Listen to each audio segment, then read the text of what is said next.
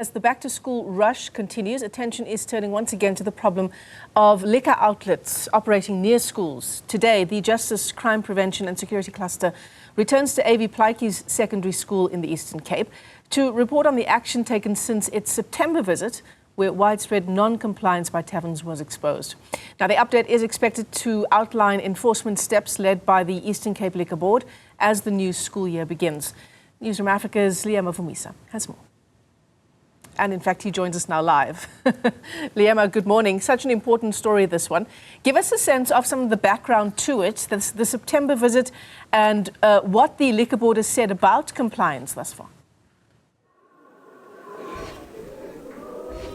Yeah, that's right, Michelle. We understand then that last year the JCPS cluster, as led together with the acting police minister, that is Professor Kachalia, did come to visit the Oratambo district here in Mthatha, of course trying to ensure that they keep to fostering then that issue of safety and crime prevention in and around the district itself.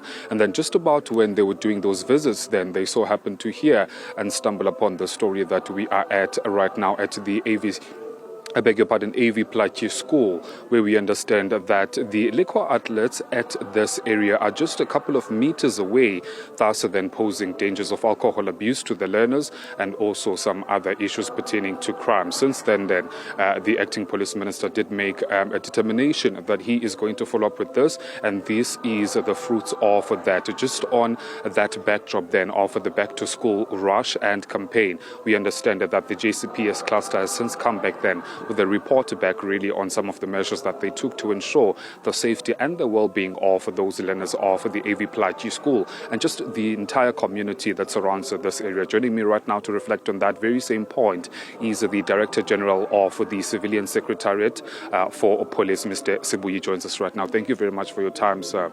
Since September, right up until now, I understand that determination and that commitment that was made by the JCPS cluster about following up on this issue of the liquor outlets that are nearby schools. What has since been done since then? No, thank you very much. You're correct. The JCPS, led by our ministers, both Kachalia as well as Minister Kubai, did come here last year, and there was a huge observations of liquor outlets surrounding schools and other premises in this area. We have been in discussions with the Department of Economic Development, in particular the Liquor Board, as well as the South African Police Service. So there's a very close monitoring. And one of the decisions that we have taken is that during school hours and extended school hours, we don't want to hear any noise in relation to that disturbs the schoolings.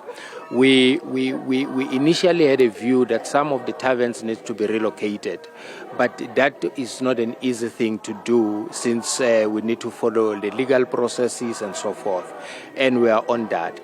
But beyond that, we then said, what are the other needs that this particular school, AV Plaatjies, has, so that we can look into that as a JCPS. And I'm happy to report that we've mobilized all other departments in terms of our integrated crime and violent prevention strategy. We have cleaned up the schools, we have taken the desks, the desks are being refurbished as we speak in the correctional facilities. We've mobilized bursaries for the top achievers. We've mobilized bursaries and school support, children support for all the grade 8 that have achieved, which we will be supporting until grade 12.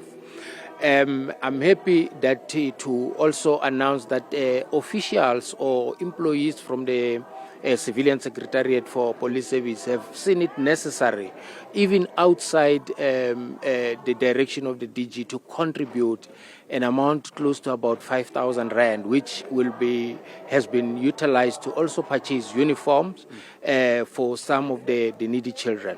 But we then said schooling has to start from home, and the Department of Social Development, we have brought them here. They are profiling all the children so that we know the economic situations of the children, where they come from home until here. But we are worried about the vandalism of the school.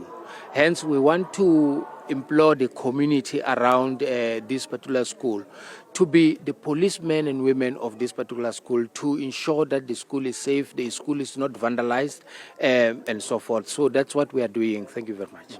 I want to pick up once again, Mr. Sibuyi, just on the issue of the liquor outlets. So the understanding previously was that they were going to be clamped down given their proximity to the schools. Has that in fact happened, or are they still operating?